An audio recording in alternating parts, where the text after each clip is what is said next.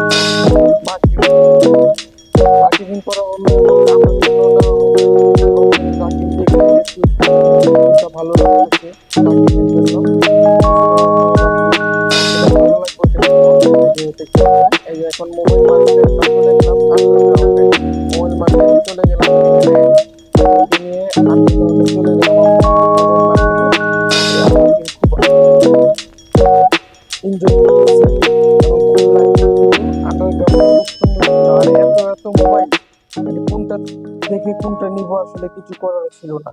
যাই হোক, আমার ব্লগগুলো ভালো লাগলে লাইক করবেন, শেয়ার করবেন, কমেন্টস করবেন, সাবস্ক্রাইব করবেন, আমার পাশে থাকবেন, আমাকে সাপোর্ট করবেন। আল্লাহ হাফেজ।